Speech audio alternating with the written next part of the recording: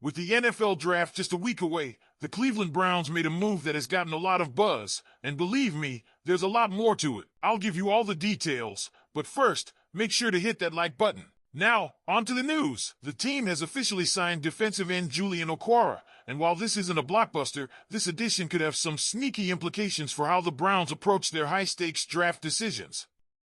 Okwara isn't just another roster addition. He was a third-round pick, has played some solid snaps in the NFL, and his signing comes at a time when Cleveland is quietly building one of the most intriguing defensive end rotations in the league. Let's break it down. Julian Okwara, drafted by the Detroit Lions out of Notre Dame in 2020, has already been viewed as a high-potential pass rusher with explosiveness, flexibility, and a quick first step. A native of London, England, he also brings an international flair to Berea. After a number of stints in Detroit, Philadelphia's practice squad, and, most recently, the Arizona Cardinals, he now finds himself with a new opportunity in Cleveland. In 2023, Okwara has played in 13 games for Arizona, starting one of them, and while the roster hasn't increased, the Browns clearly see enough value to give him a shot just days before the draft. In total, Okwara has around 10 career sacks across 4 seasons, but perhaps more importantly, he has played over 200 defensive snaps in multiple seasons. That's not someone you sign just to fill up the 90-man offseason roster. That's someone you think might crack the rotation if things break right. So naturally, the immediate fan reaction was to question whether this signing shifts Cleveland's draft board, specifically when it comes to pick number 2 overall, where the Browns have been linked heavily to edge rusher Abdul Carter out of Penn State. Here's where it gets interesting. There's a growing perception that Okwara's addition means the Browns might pass on Carter, and instead, possibly lean towards someone like Travis Hunter. But pump the brakes. Let's not forget, while Okwara is a solid depth piece with pedigree, he's not the kind of signing that should single-handedly steer a franchise away from drafting a generational edge talent. Abdul Carter has been one of the most electrifying defenders in college football, and even if Cleveland is stacked at defensive end, a talent like Carter changes the long-term trajectory of your defense. In fact, Carter could be the kind of player who becomes the next face of the Browns' defense after Myles Garrett. And if you're thinking short-term, yeah, maybe there's some redundancy. But look 3 or 4 years ahead when contracts start expiring and depth becomes essential. Adding Carter now could future-proof the edge position and ensure that the Browns don't have to rely on last-minute veteran signings or patchwork solutions. Still, there's another angle we have to consider, and it ties directly into the Browns' depth chart and current roster construction. Cleveland's defensive end room is deep. Like 7 deep depending on how you classify players like Isaiah Thomas or Charles Omenihu. You've got Myles Garrett, Agbanio Okoronkwo, Alex Wright, Isaiah McGuire, and now Julian Okwara, and that's before even getting into rotational pieces.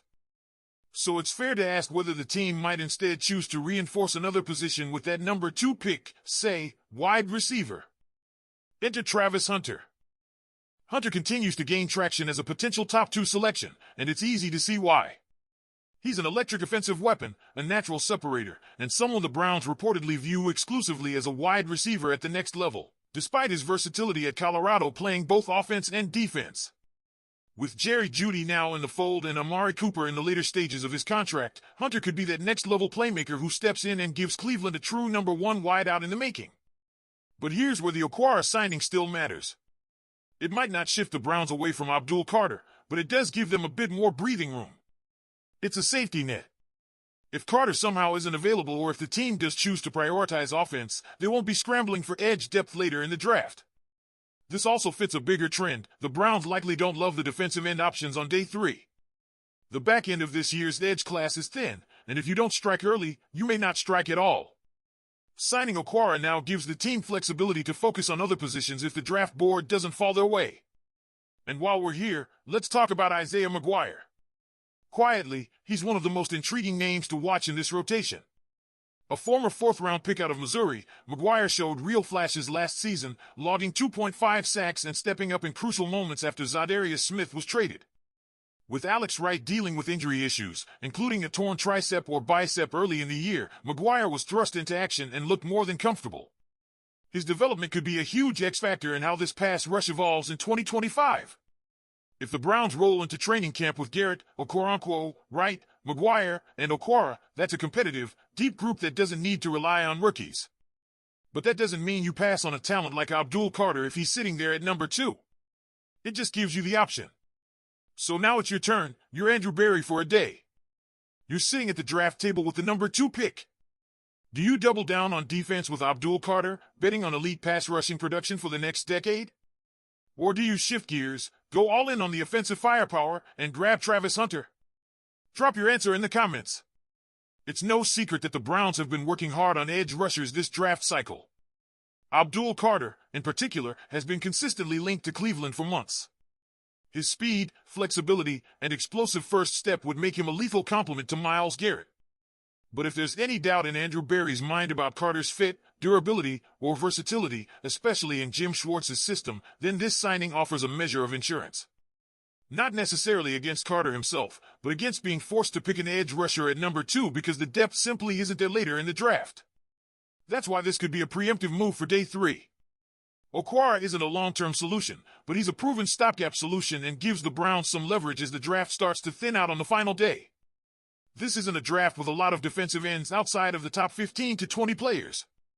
And Berry knows it. If Cleveland doesn't like what's coming in the 5th, 6th, or 7th round, and they probably won't, bringing in someone like Okwara now means they won't feel the need to chase the opposition. That's just smart roster building. But what about the elephant in the room? If the Browns pass Abdul Carter, does that pretty much guarantee Travis Hunter is the guy? It's not quite that simple, but it makes this scenario much more believable. Hunter isn't just a talented wide receiver, he has the potential to transform the team. With 1,258 receiving yards and 15 touchdowns in 2023, he's shown he can dominate elite competition. His route running is sharp. His hands are reliable. Most importantly, he creates separation in a way the Browns' offense hasn't had in years. You already have Jerry Jeudy. You already have Amari Cooper. But Cooper's future isn't guaranteed, and Jeudy still needs to prove he can be a WR1. Hunter offers safety, potential, and dynamism all rolled into one. He's a perfect fit for Deshaun Watson if Watson returns to form, or whoever ends up under center, especially if the Browns decide to pursue a quarterback with the 33rd pick. That brings us to an underappreciated consequence of this Okwara move. It reinforces the idea that Cleveland could very well go all in with its first pick. We're talking wide receiver now, but don't rule out the possibility of a surprise, a quarterback sooner than expected, or even a trade to accumulate more draft capital and acquire a bunch of pieces. Berry has shown that he's not afraid to move the board, and being second overall gives the Browns a rare amount of leverage in this draft. Now, let us know what you think in the comments below, and don't forget to like this video and subscribe to the channel. Go Browns!